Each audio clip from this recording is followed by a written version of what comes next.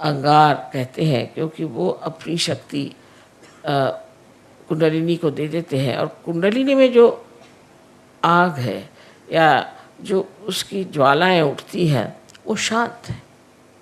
आपने कभी सुना नहीं होगा कि इस तरह की शांत भी ज्वालाएं होती हैं।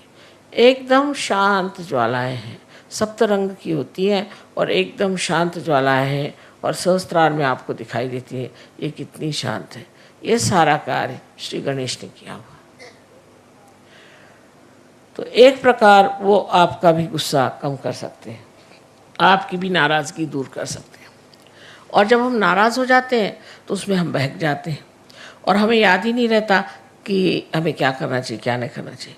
उसमें हम किसी को मार सकते हैं, पीट सकते हैं, किसी को खून कर सकते हैं, कुछ भी कर सकते हैं। उस वक़्त जो कंट्रोल होता है वो सिर्फ श्री गणेश से होता है और श्री गणेश जो है आपके गुस्से को ठंडा कर देते हैं। अब देखिए कि ईसा मसीह भी उसी तरह के हैं कि उन्होंने ये बताया कि सबको क्षमा कर दो।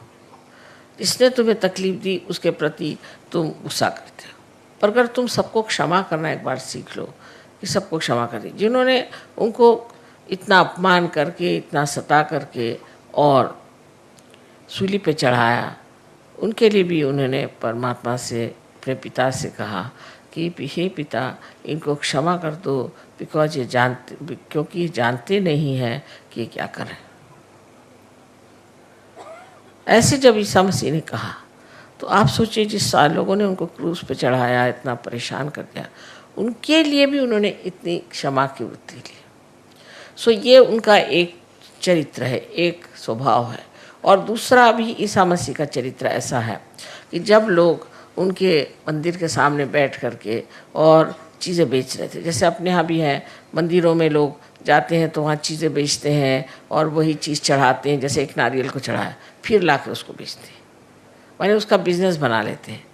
तब उन्होंने हाथ में एक खंडर लेके सबको मारा और कहा कि तुम ये बिजनेस नहीं कर सकते, तुम्हें अगर करना है तो ठीक है, जो कुछ भी है वो स्वच्छ तरीके से होना चाहिए। ये नहीं कि जो आप भगवान को चढ़ा रहे हैं उसको लाकर फिर बेच रहे हैं, जो हार भगवान को चढ़ा रहे हैं उनको लाकर फिर बेच रहे हैं।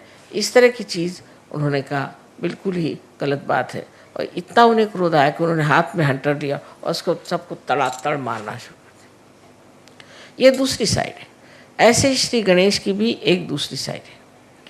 दूसरी साइड गणेश की ये है कि जिस वक्त कोई भी राक्षस या दुष्ट आपको परेशान करेगा या तंग करेगा तो वो गणपति है, माने गणों के वो राजा है, तो वो उन राक्षसों को और दुष्टों को नष्ट करते हैं, उनको एकदम उनका सर्वनाश कर देते हैं। आपको कुछ कहने की ज़रूरत ही नहीं है, आपको कुछ बताने की ज़रूरत नहीं, वो खुद ही आपके साथ लगे हुए हैं गण लोग, और वो ऐसे लोगों को ठीक ही कर देते हैं जो आप लोगों को तंग करें।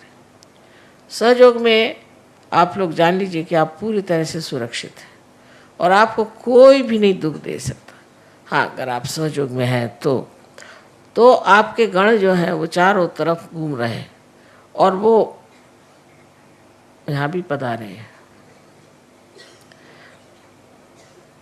और वो हर समय आपके ऊपर अपनी सुरक्षितता का उन्होंने पूरी तरह से आपके ऊपर अपना आच्छादन डाल दिया, पूरी तरह से आपको ढक लिया। आपको कोई भी तरह की तकलीफ़ परेशानी नहीं हो सकती। फिर आप उसको चमत्कार कहते हैं, माँ किस तरह से मैं बच गया, पता नहीं क्या हुआ, मैं कैसे बच गया।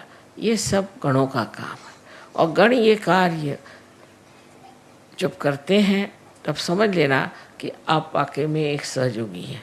अगर वो ये कार्य आपके लिए नहीं करते हैं तब तो समझना है कि आप अभी तक पूरी तरह से सहयोगी नहीं हो। दूसरी बात गणों की ऐसी होती है कि हमेशा हमारे शरीर में भी वो कार्यान्वित रहते हैं। शरीर से बाह्य की चीज़ें जो करते हैं वो सिर्फ आप जब पार हो जाते हैं, जब आपका संबंध परमात्मा से हो जाता है, तब वो आपका शरीर और आपका सब धन और आपकी सब चीज़ें, बच्चे, सबको संभालते हैं। पर उससे पहले हमारे अंदर वो एंटीबॉडीज़ बन करके जीते हैं और ये जो एंटीबॉडीज़ होती हैं यही हमें रोगों से बचाती है और उससे हम लड़ झगड़ सकते हैं। तो इसका चक्र जो है सेंटर हार्ट, यहाँ पर स्टर्नम करके जो हड्डी है उसके अंदर शुरू में होता है। 12 साल तक एंटीबॉडीज़ तैयार होती हैं और वो फिर सारे शरीर में दौड़ करके तैयार रहते हैं। जब भी कोई परेशानी होगी तो स्टर्नम हिलने लग जाएगा और उसके हिलते ही जैसे रिमोट कंट्रोल होता है इस तरह से इनको पता हो जाता है और ये फिर उस आने वाले कोई भी जो आदमी आपके ऊपर आक्रमण कर रहा है या कोई सी भी चीज़ आक्रमण कर रही है, कोई वायरस आ रहा है या किसी भी तरह का कोई रोग आपके अंदर घुस रहा हो, उससे ये लड़ते हैं। और जब आप माँ के विरोध में कार्य करते हैं, माँ के विरोध में काम करने का मतलब है नैतिकता से गिर जाना। पिता के विरोध में जाने का मतलब है कि आप कार्यशील न हो, कार्यक्षम न हो, आप कार्यकर्ता न हो, आप में आलस्य आ जाए, ये तो पिता के खिलाफ पाप है। लेकिन माँ के खिलाफ पाप है जहाँ आप अपनी नैतिकता को खो देते हैं। जिन्होंने अपनी नैतिकता को खो दिया है, ऐसे लोगों का ये चक्र बहुत कमज़ोर हो जाता है और इसीलिए फिर ये चक्र जो है इसको ठीक करने में बड़ी मुश्किल हो जाती है। और जो लोग इस तरह से गिर जाते हैं और उनका ठीक होना भी मुश्किल हो जाता है, जैसे एड्स की बीमारी है या इसी तरह की जो बीमारियां हैं जिसे कि हम गुप्त रोग कहते हैं, ये सारे गुप्त रोग अनैतिकता से आते हैं और ये अनैतिकता के रोग जो हैं किसी तरह से भी ठीक नहीं हो सकते जब तक आपके गणेश तत्व ठीक नहीं हो जाएगा। इसलिए समझ लेना चाहिए कि हमें अपने अनैतिकता से अपने सारे व्यक्तित्व को, अपने सारे जीवन को पूरी तरह से आडोलित रखना चाहिए, पूरी समय उसमें पवित्रता में डूबे रहना चाहिए। ये जो पवित्रता है उसके बारे में ईसा मसीह ने बहुत बढ़कर बात कही है, क्योंकि आज्ञा चक्र पे उनका स्थान है, इसलिए उन्होंने आज्ञा चक्र पे बहुत बड़ी बात कही और वो ये कहा कि तुम्हारे आँखों में भी कोई भी अपवित्रता नहीं होनी चाहिए। Thou shalt not have adulterous eyes। आँखें भी ऐसी हो, वो भी निर्मल होनी चाहिए, क्योंकि आँखें निर्मल कर नहीं है तो ईसा मसीह वहाँ नहीं है। लेकिन देखिए परदेश में हम देखते हैं कि हर एक ईसा को मानने वाले लोग सबकी आंखें बहुत ख़राब है। इस औरत की तरफ देख, उस औरत की तरफ देख, उस तरफ देख, फिर औरतें भी ऐसी आदमियों की तरफ देख, उनकी आँख ऐसी चलती रहती, कभी आँख स्टेडी नहीं रहती। और फिर एक बार ये चल जाए तो ये नेगेटिविटी होती है, भूत है, आँखों से चलते हैं और एक पे जाएंगे फिर दूसरे पे जाएंगे। उसका कोई खेल ऐसा है कि उस खेल में कोई मज़ा तो नहीं आता, पर वो खेल ही अपने आप ही चलते रहता है और आदमी इसी में पागल हो जाता है। तो ईसा मसीह ने भी पवित्रता की अति सूक्ष्म बात कह दी कि तेरी आँख भी अपवित्र नहीं होनी चाहिए, किसी की और तेरी आँख से भी तुम अपवित्रता के भावना से न देखो। ये बात उन्होंने कही जैसे कि ये पवित्रता का ही पूरा स्रोत है, इसलिए उन्होंने पवित्रता की बात की। ईसा मसीह ने ज़्यादातर पवित्रता की ही बात की है। जहाँ जहाँ बात की है वो ज़्यादातर कि आप अपने को कैसे पवित्र रख सकते हैं और कैसे आप नैतिकता के बल पर खड़े हो सकते हैं। सो सहयोग में, सहज में सब होता है जब आप गणेश जी को पूर्ण तरह से वर्ण करते हैं और गणेश जी को मानते हैं कि ये शक्ति हमारे अंदर आ जाए। ऐसे तो हर एक चक्र पे गणेश का स्थान है और मैं हमेशा कहती हूँ कि हर एक चक्र पे एक वाइस चांसलर बैठे हुए हैं, चांसलर साहब बैठे हैं। जब तक ये सर्टिफिकेट नहीं देंगे तब तक कुंडली चढ़ेगी नहीं और हर चक्र पे ये काम करते। तो आज के इस योग की मैंने बात बताई कि उनका जो दूसरा स्वभाव है कि जो अंगार है, उस अंगार को वो अंगार से भी ठंडा कर सकते, वो पूरी तरह से कर सकते हैं। जैसे कि आपने देखा है जिस वक्त में रावण ने श्री राम के विरोध में बात की तो लंका में आग लग गई। तो आपके जो हनुमान जी हैं वो भी मंगलवार ही की उनकी पैदाइश है और वो उनके पास नवधा शक्तियाँ हैं, उसके साथ ये दोनों ही मिलकर के ऐसे काम करते हैं। और विशेषकर मनुष्य के अंदर का क्रोध हो तो उस क्रोध को कैसे शांत करना चाहिए ये श्री गणेश जानते हैं और वो फिर इस तरह से उस पर युक्तियाँ करते हैं, उस पर ऐसे ट्रिक्स करते हैं कि वो आदमी एकदम हताश हो कर के और फिर मान जाता है कि मैंने जो किया वो गलत किया, मुझे ऐसा नहीं करना चाहिए। तो जो गर्म तबीयत के लोग होते हैं उनको भी ये ठीक कर सकते हैं। और इसीलिए इस दिन जब मंगलवार किसी पे अगर मंगली हो तो उसको कहते हैं कि तुम कोरल का जो पत्थर होता है जिसे मूंगा कहते हैं वो पहनिए, वो भी गर्म होता है। मूंगे का पत्थर पहने, गर्मी से गर्मी मारी जाती है। वैसे भी आप देखिए कि जितने भी गर्म देश है वहाँ लोग मिर्चा बहुत ज़्यादा खाते हैं। कहीं भी जाइए आप, अगर आप इंडिया में जाइए तो है ही, साउथ इंडिया का खाना इतना मिर्चे वाला होता है कि आप खा ही नहीं सकते। और अगर आप और जगह जाइए, चाइना में भी जो साउथ का चाइना है जैसे कैंटून वगैरह, वहाँ बिल्कुल बहुत मिर्ची खाना होता है। इसी प्रकार आप इटली में भी जो साउथ है या फ्रांस में साउथ है, वहाँ लोग बहुत मिर्चा खाते हैं। क्यों खाते हैं? क्योंकि मिर्चे से मिर्च मिटती है, गर्मी से गर्मी चली जाती है, इसलिए वो मिर्चा खाते हैं जिससे खूब पसीना आए और उनको ठंडक बनी रहे। इसी प्रकार श्री गणेश भी अपनी गर्मी से आपकी गर्मी ठीक करते हैं। आपके अंदर अगर कोई अहंकार हो जाए तो इस तरह से वो आपको दिखा देते हैं अपना प्रताप कि उससे फिर आप खुद ही ठंडे हो जाते हैं। और ये जितनी भी बीमारियां हैं इसमें भी बहुत गर्मी निकलती है, बहुत जनरेट होती है, और इस गर्मी के कारण ही आदमी अस्वस्थ हो जाता है।